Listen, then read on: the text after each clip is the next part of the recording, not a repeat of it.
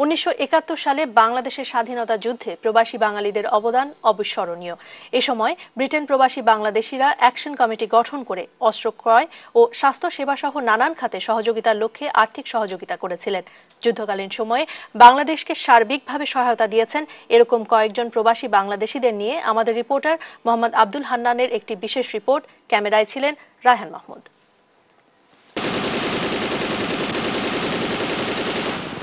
দেশ যখন হিংস্র পাকিস্তানি হানাদারদের কবলে, ব্রিটেন প্রবাসী বাংলাদেশিরা তখন ছিলেন উদ্বেগ আর উৎকণ্ঠায়। বাংলাদেশে মানুষের জানমালের নিরাপত্তা দিতে ব্রিটেন থেকে প্রথম আর্থিক সাহায্য পাঠানো হয় বাংলাদেশে। মুক্তিযুদ্ধের সময় প্রবাসীরা একত্রিত হয়ে আন্দোলন গড়ে তোলেন, গঠন করেন বাংলাদেশ ওয়েলফেয়ার অ্যাসোসিয়েশন সহ নানান সংগঠন।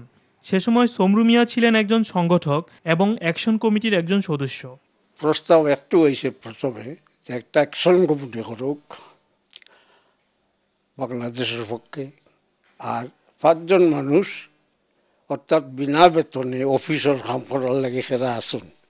তো প্রস্তাব আইসে সাথে সাথে লন্ডন তো বড় সিটি, 2 জন দেখা, বার্মিংহাম থেকে একজন, ম্যানচেস্টার থেকে একজন, ব্রাডফোর্ড থেকে একজন।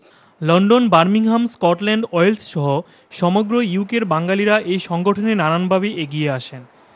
অনেক বিদেশিরাও সাহায্যের হাত বাড়িয়ে দেন।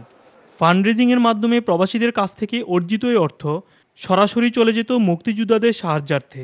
যে কমিটি শুরু হয়েছে তার মধ্যে কালেকশন বইছে, কালেক্টর অর্থাৎ লন্ডন একটা রিজনাল কমিটি হয়েছে, প্রত্যেক টাউনও রিজনাল কমিটি হয়েছে, আর রিজনাল কমিটির আন্ডারে মানে কালেকশন হয়েছে। এই কালেকশন হইয়া এই বাণিজ্যা অর্থাৎ অ্যাকাউন্ট হয়েছে হামদুজ ব্যাংক। যে কাজেই করেছেন, যাই উপার্জন করেছেন, পকেট খরচ রেখে বাকি অর্থ দিয়ে দিতেন সংগঠনে। তাদের একটাই লক্ষ্য, দেশকে স্বাধীন করা। আর আমাদের যা রুজুগুলো করতাম সব মুক্তিযুদ্ধ ফাউন্ডে দিয়ে দিতাম।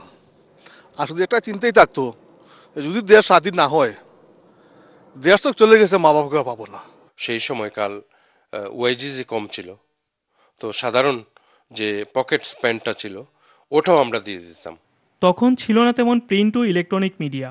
ইংরেজিতে প্রচারিত সংবাদ শোনার জন্য ছুটে যেতেন জানা কোনো ব্যক্তির কাছে, সংবাদ দেখার জন্য ছুটে যেতেন দূর দূরান্তে। আমরা সব কিছু বুঝতাম না, কারণ ইংরেজি তো বলা তখন সম্ভব ছিল না। সবাই তো আমরা বাংলায় বলতে পারি না, ইংরেজি বলা তো দূর কথা। তো আমাদের খুব কষ্ট হতো। আর শোনার জন্য উনির বাসায় যেতাম বা উনিকে আনতাম, বলে আজ নিউজ হবে, তুমি আমাকে বলো, বা পত্রিকা নিয়ে যেতাম, দেখো তো কী লিখছে এখানে। দীর্ঘ 9 মাস সংগ্রাম করে অর্জিত এই স্বাধীনতায় আনন্দ উল্লাস করেছেন সবাই মিলে। ইন্ডিয়ার ব্রেকিং নিউজটা যখন বাংলাদেশকে স্বীকৃতি দিল, তখন আমরা শুনে একবারে খুশিতে উন্মাদ হয়ে গেলাম। আর এটা যে কোন ভাষায় প্রকাশ করব, আমাদের মানে চোখে কান্না এসে গেছে। শোনার পরে আল্লাহ জানে কতটুকু খুশি যে হয়েছি, বাকিটুকু বলার মতো, ভাষায় বলার মতো নাই। যে কয়েকজনের সাথে কথা হয়েছে সবার কাছেই একটা প্রশ্ন ছিল, ভবিষ্যৎ বাংলাদেশকে আপনারা কিভাবে দেখতে চান? সবাই জানান বাংলাদেশকে নিয়ে তাদের স্বপ্নের কথা। প্রত্যাশা তো একটাই, যে আমরা সোনার বাংলা, যেহেতু নাম, আমরা সোনার বাংলা দেখতে চাই। যে সরকারি চালাক সঠিকভাবে চালালে এটা সোনার বাংলাই হবে।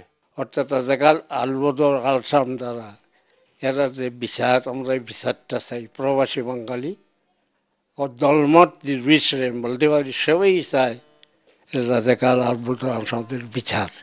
সমরু মিয়া, তোফাজ্জল আলী, জুনায়েদ আহমেদের মতো অনেক প্রবাসী আছেন যারা এই সময় এগিয়ে এসেছিলেন। হয়তোবা তাদেরও আশা বাংলাদেশ একদিন এগিয়ে যাবে অনেক দূর। প্রবাসীদের মতো আমরাও চাই একটি সুখী সমৃদ্ধশালী বাংলাদেশ গড়ে তুলতে, যাতে করে আমাদের নতুন প্রজন্ম গর্ব করে বলতে পারে এটাই আমাদের প্রিয় মাতৃভূমি, প্রিয় Bangladesh. Mohammad Abdul Hannan, NTV news, London.